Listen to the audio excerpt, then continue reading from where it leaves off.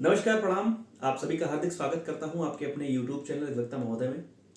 और हम सभी एक बार फिर से चर्चा करने जा रहे हैं लखनऊ विश्वविद्यालय के LLB 3 इयर्स 5 इयर्स कोर्स में, जो हम लोग एक एक सेमेस्टर के एक एक सिलेबस को लेकर के और उनके इंपॉर्टेंट टॉपिक्स को लेकर के बात करते आए हैं। तो उसी श्रृंखला में, उसी क्रम में हम लोग आज बात करेंगे LLB second year fourth semester में। LLB 3 इयर्स का जो कोर्स है उसके सेकेंड ईयर में फोर्थ सेमेस्टर का अगला पेपर है BNSS का, भारतीय नागरिक सुरक्षा संहिता, जिसे हम लोग पहले कोड ऑफ क्रिमिनल प्रोसीजर 1973 कहते थे। अब इसमें सबसे पहले तो हम लोग एक बार सिलेबस देख लें। सिलेबस में जो आपका BNSS का 2 का मीन्स जो दूसरा ये हिस्सा है, उसमें जो पहली यूनिट आपकी शुरू होती है वो फ्रेमिंग ऑफ चार्जेस से शुरू होती है। चार्ज के फ्रेम करने से, उसके एडिशन से, उसके अल्टरेशन से, ज्वाइंटर से, उसके बाद ट्रायल। तो सबसे पहले हम जो सिलेबस में देखें तो सबसे पहले जो आपका टॉपिक है वह है चार्ज का। चार्ज बोल रहे हैं, चार्जेस बोल रहे हैं। तो पहला जो जरूरी टॉपिक है वो आपका चार्जेस का है। मैं केवल यहाँ पे टॉपिक वाइज वो लिख रहा हूँ कि, और फिर आगे हम लोग वो बात कर लेंगे कि इसके साथ में क्या चीज़ें जोड़ करके पूछी जाती हैं। तो पहली चीज़ हो गई चार्ज। दूसरी चीज़ है सेशन ट्रायल। ट्रायल के अंतर्गत session trial, warrant trial, summary trial और trial by warrant cases by magistrate, trial of summon cases by magistrate, summary trial और प्ली बार्गेनिंग। ये आपका पहली यूनिट का सिलेबस है। उसके बाद दूसरी यूनिट में बात करें तो जो ट्रायल प्रोसीजर है, जिसमें एविडेंसेज हैं इन इंक्वायरीज एंड ट्रायल, सेक्शन 307 से लेकर 336 तक हैं। उसके बाद है जनरल प्रोविजंस, क्या जो सामान्य प्रोविजंस हैं इंक्वायरीज के दौरान, पूछताछ के दौरान और ट्रायल के दौरान, 337 से 366 तक हैं। उसके बाद द जजमेंट 392 से 406 तक है। जजमेंट का मतलब क्या होता है, जजमेंट के अभी आपने पेपर दिया है, CPC का पेपर दिया है, तो उसमें जजमेंट का मतलब क्या होता है, जजमेंट के प्रोनाउंसमेंट को लेकर के और जजमेंट के प्रोनाउंसमेंट के तरीके को लेकर के तमाम चीज़ें आपने पढ़ी होंगी, सवाल भी आया था शायद। विटनेस प्रोटेक्शन स्कीम उसके बाद में। तीसरी यूनिट में अपील्स के बारे में है, रिवीजन के बारे में, रेफरेंस के बारे में है। Submission of death sentence for confirmation, section 407 to 412 तक है। अपील्स है 413 से 435 तक। रेफरेंस रिवीजन है 436 से 445 तक। रेफरेंस रिवीजन आप वहाँ भी पढ़ करके आए हैं, CPC में अपील्स वहाँ पढ़ करके आए हैं।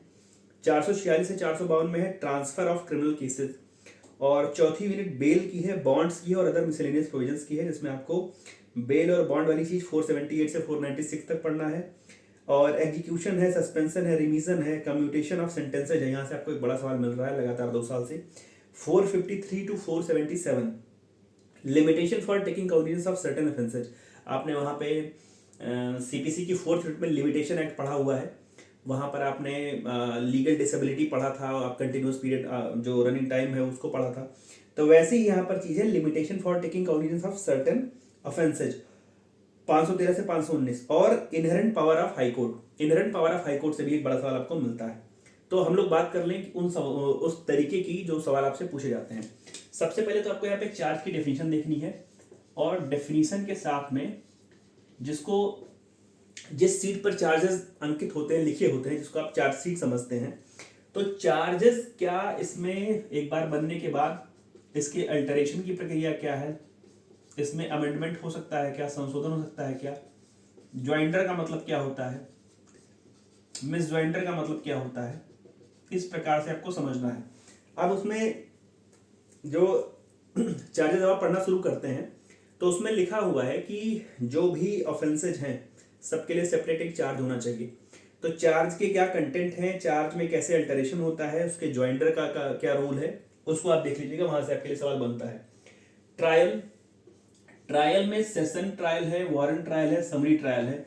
और मुझे लगता है जो पिछली बार का आपका पेपर आया था उसमें दो या 3 ट्रायल पूछे गए थे। पिछली बार के पेपर में सेशन ट्रायल पूछा गया है। सवाल आया था कि सेशन न्यायालय के समक्ष विचारण की प्रक्रिया की संक्षिप्त विवेचना कीजिए। दूसरा सवाल आया था कि warrant trial on police report. Police report की डेफिनेशन पढ़ लीजिएगा कहाँ पे दी हुई है। तो पुलिस रिपोर्ट पर वारंट ट्रायल आ चुका है। उसके बाद समरी ट्रायल, समन ट्रायल भी आपसे पूछा गया है। तो आप एक चीज ये यहां पर ध्यान दीजिए कि 3 ट्रायल आपसे पूछे गए हैं। पहले ऐसा होता था कि कभी समन पूछा गया, अगली बार वारंट ट्रायल पूछा जाता था, या कभी अगर पूछा गया तो वारंट और समरी साथ में पूछा गया। तीनों ट्रायल साथ में पूछे गए, ऐसा बहुत कम हुआ था, लेकिन पिछले बार के पेपर में सारी चीजें आई थी। उसके बाद यहाँ पे जो प्ली बार्गेनिंग वाला टॉपिक है ये अनछुआ ही रहा है। आपके सेमेस्टर एग्जाम्स को लेकर के प्ली बार्गेनिंग से सवाल बहुत कम पूछे गए हैं, या हाल फिलहाल में तो नहीं पूछे गए हैं। तो इस बार के लिए अगर हम लोग कहें तो आपको तैयार रहना है चार्ज के डेफिनेशन, अल्टरेशन, अमेंडमेंट वगैरह वाले रूल्स के लिए। और दूसरी चीज ये है कि आप जो ट्रायल पढ़ना शुरू करिए तो सेशन ट्रायल से पढ़ना शुरू करिए। सेशन ट्रायल से पढ़ने से ये आपको एक लाभ होगा कि सेशन ट्रायल में जो स्टेजेज हैं वो सबसे ज्यादा विस्तृत हैं। इसकी जो स्टेजेज हैं वो सबसे ज्यादा विस्तृत हैं। विस्तृत से मेरा मतलब ये है कि उसमें से ही हटा हटा करके, या बोले कि काट के, सेशन ट्रायल आप देखिए तो 248 से 260 तक है, 248 से 260, ये 12-13 धाराओं से ही सारा का सारा ट्रायल है। इसी में से आप कुछ स्टेप्स कम करते जाएंगे तो आपको वारंट ट्रायल मिल जाएगा, और उसी में से आप कुछ स्टेप्स कम करते जाएंगे तो आपको समन ट्रायल या समरी ट्रायल मिल जाएगा। सबसे छोटा बोले या सबसे संक्षिप्त जो विचारण बोलते हैं वो ये वाला समन या समरी ट्रायल जिसको हम लोग बोल रहे हैं। 283 से 283 288 283 से 288। तो यार ध्यान देने वाली बात यह है कि आप नीचे से पढ़ने के बजाय आप प्रयास करिए कि सेशन ट्रायल से पढ़ना शुरू करिए।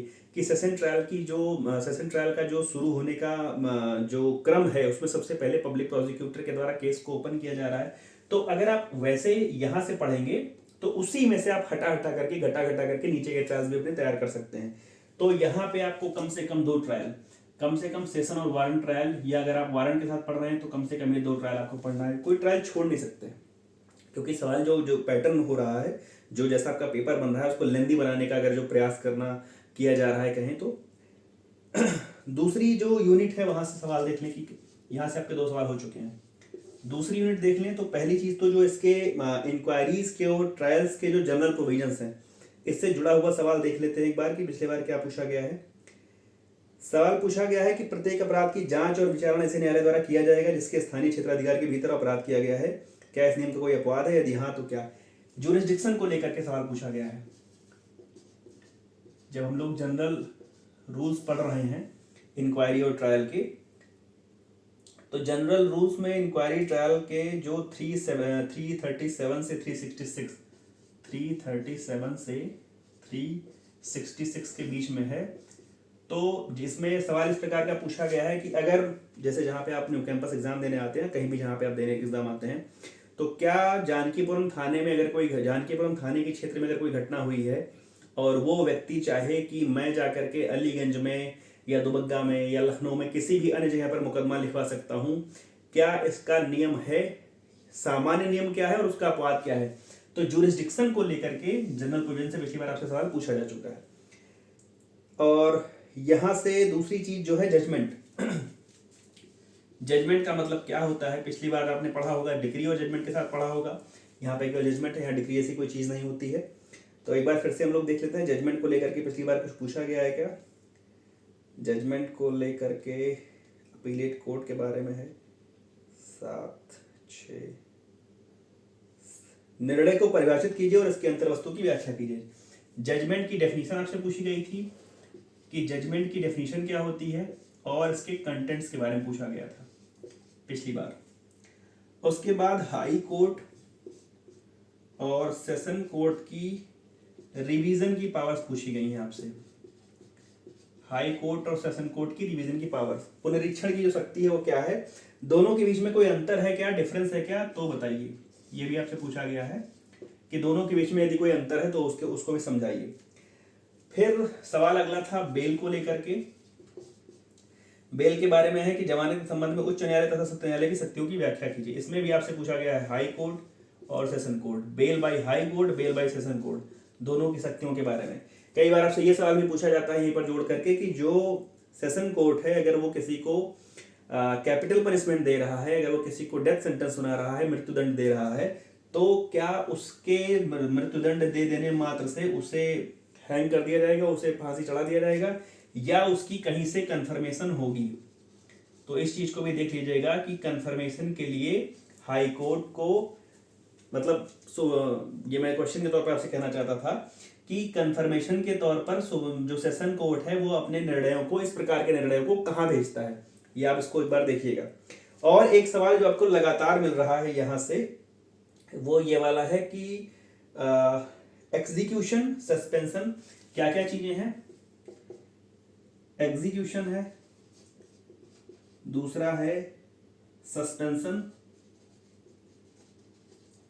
एग्जीक्यूशन, सस्पेंशन, रिमिशन और कम्यूटेशन। ये 1 2 3 4 चीजें हैं और ये मिल रही हैं आपको सेक्शन 453 से 477।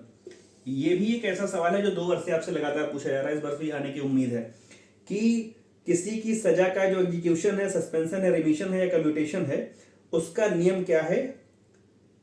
और इसका जो सवाल है वो किस प्रकार से पूछा गया है वो देख लेते हैं एक बार। सवाल आपसे पूछा गया है कि दंडादेशों का निलंबन, परिहार और लघुकरण से आप क्या समझते हैं, इससे जुड़े प्रासंगिक प्रावधान बताइए। और इसके साथ में एक उस समय का बड़ा रेलिवेंट केस था बिल्किस बानो का। बिल्किस बानो केस के साथ आपको जोड़ करके पूछा गया है कि दंडादेशों का निलंबन, परिहार और लघुकरण से आप क्या समझते हैं, इससे जुड़े प्रासंगिक प्रावधान बताइए। बिल्किस बानो मामले में दोषियों को दिए गए परिहार की वैधता पर आपकी क्या राय है, आपकी पर्सनल राय पूछी गई थी। उसके बाद हम लोग आ जाते हैं बेल वाले सवाल पे। और जब बेल का सवाल है तो बेल का सवाल आपसे बेलेबल ऑफेंसेज को लेकर के और नॉन बेलेबल ऑफेंसेज को लेकर के पूछा जाता है। एंटीसिपेटरी बेल पूछने का, इंटरिम बेल पूछने का आपके यहाँ रिवाज कहें तो थोड़ा कम है, चलन कम है। आपके यहाँ जो सवाल पूछे जाते हैं वो बेलेबल, नॉन बेलेबल ऑफेंसेज के सीधे सवाल पूछे जाते हैं। और एक चीज और रह जा रही है जो आपके सिलेबस में आपके लिए जरूरी है इस बार के लिए भी, डबल जियोपार्डी का जो रूल है। डबल जियोपार्डी का रूल, इसका मतलब क्या होता है, क्या कभी कभी सवाल ऐसे ही पूछा जाता है कि क्या एक तो ये कहा जाता है कि यदि आपको दंड मिल चुका है या आप उससे दोष मुक्त हो चुके हैं तो दोबारा से आपको उसी धारा में, उसी मुकदमे में, उसी मसले में दोबारा से आपको सजा नहीं होगी, आपका दोबारा से विचारणा नहीं किया जाएगा। लेकिन यदि आपको आरोप से डिस्चार्ज भर किया गया था, डिस्चार्ज, सर मैंने भी दोष मुक्त कह दिया, वो गलत है। डिस्चार्ज यदि आपको किया गया है तो क्या डिस्चार्ज करने के बाद आपको उन्हीं चार्जेस में दोबारा से चार्ज किया जा सकता है कि नहीं, ये चीज भी आपसे पूछी जाती है डबल जियोपार्डी वाली चीज को मिला करके, जोड़ करके। तो इस बार के लिए हम अगर दोबारा से कहें कि जो सवाल आपके लिए जरूरी हैं, तो एक सवाल तो आपको यहाँ से चार्ज से पढ़ करके ही आना है, चार्ज की डेफिनेशन, अल्टरेशन, अमेंडमेंट और ज्वाइंटर, मिसज्वाइंटर, सब जो चीजें हैं उसको लेकर के एक सवाल आपको चार्ज से देखना है। दूसरा सवाल देखना है कि ये जो वारंट सेशन है, वो वारंट ट्रायल है ऑन पुलिस रिपोर्ट है या ऑन जो किसी पुलिस रिपोर्ट के अदर है, पुलिस रिपोर्ट से अन्य किसी सूचना पर अगर वारंट ट्रायल हो रहा है उसको देख लीजिएगा। दूसरा 2 सवाल हो गए। तीसरा आप यहाँ पर ये जो समरी या समन ट्रायल है इसको भी देख लीजिएगा, 3 सवाल यहाँ से हो जाएंगे। चौथा सवाल आपको एक बार ये जजमेंट को पढ़ना है कायदे से, जजमेंट की डेफिनेशन, कंटेंट वगैरह को लेकर के, कैसे प्रोनाउंसमेंट होता है, जजमेंट ओपन कोर्ट में जजमेंट सुनाने का मतलब क्या होता है, ओपन कोर्ट का मतलब क्या हो, बिना छत की कोर्ट, ऐसा करके सवाल। और उसके बाद अपील का जो एक सवाल है, अपील का सवाल आपके लिए जरूरी है, अपील को पढ़ लीजिएगा। और यहाँ पर जो बेल वाली बात है, बेल वाली बात हम लोगों ने देख ली। रिवीजन वाला आपके लिए एक सवाल जरूरी है, रिवीजन को कायदे से पढ़ लीजिएगा, रिवीजन की जो पावर्स है उसमें क्या अंतर है उसको कायदे से देख लीजिएगा। और रेफरेंस भी है, रेफरेंस रिव्यू रिवीजन है। और उसके बाद हम लोग बात करें रिवीजन के, जब रिवीजन की बात हम लोग हाई कोर्ट से और इसमें अंतर करके कर रहे थे, बेल में भी आपको ये चीज देखनी है। और बेल में विशेष रूप से आपको बेलेबल और नॉन बेलेबल के जो रूल्स हैं, जो नियम हैं, क्या है, कैसे हैं, बेलेबल ऑफेंसेस में कैसे मिलेगी, नॉन बेलेबल ऑफेंसेस में कैसे मिलेगी, वो देख लीजिएगा। और एक सवाल जो हम लोग ये कह रहे हैं कि बार बार आपको मिल रहा है, इस बार भी काफी उम्मीद है कि सजा के एग्जीक्यूशन में, सजा के सस्पेंशन में, सजा के रिमिशन में या सजा के कम्यूटेशन में, जो कि 453 से 477 तक है। अब बिल्किस बानो वाला मामला दोबारा नहीं पूछा जाएगा क्योंकि बिल्किस बानो का मामला हो चुका है। लेकिन हाँ, यदि किसी ऐसे मामले पर जो आपके सिलेबस में हो और हाल फिलहाल उस पर कोई बड़ा अपेक्स कोर्ट का डिसीजन आया हुआ है, तो चूंकि देखिए यहाँ पर आपके सामने ही सवाल ऐसा पूछा गया था बिल्किस बानो का, तो अगर किसी भी प्रोविजन पे, किसी भी, चाहे वो बेल का रूल हो, चाहे वो रिवीजन की पावर का रूल हो, चाहे वो जुरिस्डिक्शन का रूल हो, तो यदि कोई सुप्रीम कोर्ट के द्वारा या हाई कोर्ट के द्वारा कुछ ऐसा कहें कि बड़े महत्व का निर्णय आया है तो उसको भी एक बार देख लीजिएगा, अगर समय मिलेगा तो, संभव हो पाएगा तो। बाकी आप जितने भी सेक्शंस पढ़ करके आ रहे हैं, प्रयास ये करिए कि उसके नीचे के कुछ इलस्ट्रेशंस या उदाहरण से समझाने का भी प्रयास करेंगे तो बेहतर रहेगा। तो हम लोग एक बार फिर से सिलेबस देख रहे हैं। चार्जेस का एक 4 से एक सवाल, 2 सवाल कम से कम ट्रायल से। तीसरा सवाल, ये जो इंक्वायरी और ट्रायल के जो सामान्य नियम हैं, पिछली बार इंक्वायरी ट्रायल के सामान्य नियम में आपको जुरिडिक्शन को लेकर के सवाल पूछा गया था, तो थोड़ा सा इस बार भी वहां से तैयार रहिएगा। उसके बाद अगला सवाल जजमेंट, ये जजमेंट से। उसके आगे जो सवाल है वो अपील से, जो कि 413 से 435 तक है। 413 से 435 तक है। एक सवाल यहाँ से भी आने की उम्मीद है, इसको भी देख लीजिएगा। उसके बाद रेफरेंस और जो रिवीजन वाली बात है 436 से 445 तक है, रेफरेंस रिवीजन की बात, उसको देख लीजिएगा। उसके आगे बेल वाला जो सवाल है आपके लिए एक जरूरी है, वहां से मिलता है। और उसके आगे एग्जीक्यूशन, सस्पेंशन, रिविशन और कम्यूटेशन का सवाल है। एक दो चीजें यहाँ पर एक बचती हैं। एक तो ये इनहेरेंट पावर वाली है। इनहेरेंट पावर ये खूब पूछा जाता है, कभी कभी ए बी करके शॉर्ट में पूछा जाता है। इनहेरेंट पावर का मतलब क्या है, और उसी में आपसे उसी के साथ में पूछ लिया गया प्ली बार्गेनिंग का मतलब, जो यहाँ पे हम लोगों ने लिखा था कि बिल्कुल पूछा नहीं जाता है। तो प्ली बार्गेनिंग और इनहेरेंट पावर कभी कभी ए बी करके पूछा गया है, या इनहेरेंट पावर आपसे पूछ लिया गया, रिवीजन पूछ लिया गया ए बी करके, या जो विटनेस प्रोटेक्शन स्कीम है जिसको WPS बोलते हैं, विटनेस प्रोटेक्शन स्कीम और इनहेरेंट पावर को ए बी करके पूछ लिया गया। तो वो चीज कभी कभी वाली है, वो कोई मतलब रेगुलर वाली नहीं है। रेगुलर के जो सवाल है वो चार्ज से बनता है, बेल से बनता है, अपील से बनता है, जजमेंट से बनता है, ट्रायल से बनता है, और ये सजा वाले से बनता है, जो रेगुलर वाले सवाल हैं। अब दिक्कत या कहें कि जटिलता वहां पर आती है, समस्या वहां पर आती है जब किसी भी चीज को किसी कोर्ट के साथ जोड़ करके पूछा जाता है, किसी जजमेंट के साथ पूछा जाता है, या किसी मामले में किसी न्यायाधीश के द्वारा कही गई किसी वक्तव्य के साथ पूछा जाता है, तो वहां पे लगता है कि थोड़ा हम जो पढ़ करके आए हैं, हमारी ग्रिप जिस चीज़ पर है उससे थोड़ी सी चीज़ें बाहर जा रही हैं। खैर, उसमें बहुत परेशान होने की, घबराने की, चौंकने की बात नहीं है। जिस प्रकार से पेपर पिछली बार का बहुत टफ जैसा था, इस बार मुझे लगता है कि पेपर थोड़ा सा ठीक रहेगा। ईजी नहीं कहेंगे, लेकिन हाँ थोड़ा आपके लिए बेहतर रहेगा। बस प्रयास ये करिएगा कि चूंकि ये पहली बार हो रहा है, इसका बेनिसिस का पिछली बार जो पहला पोर्शन था आपने दिया था, वो भी आप सब पहला ही बैच था आपका, जिन्होंने वो पहला हिस्सा दिया था, और आपका ही पहला बैच है जो इसका दूसरा हिस्सा दे रहा है। तो केस ये सेक्शन वगैरह पर विशेष ध्यान रखिएगा। सेक्शन वगैरह भी हम लोग भी प्रयास कर रहे हैं थोड़ा थोड़ा याद हो जाए। खैर, ढेर सारी शुभकामनाएं आप सभी को, और आप सभी का जो भी अगला पेपर होगा उसके वीडियो को लेकर के मैं जल्दी आपके समक्ष उपस्थित हो जाऊंगा। तब तक जुड़े रहिए मेरे साथ। धन्यवाद।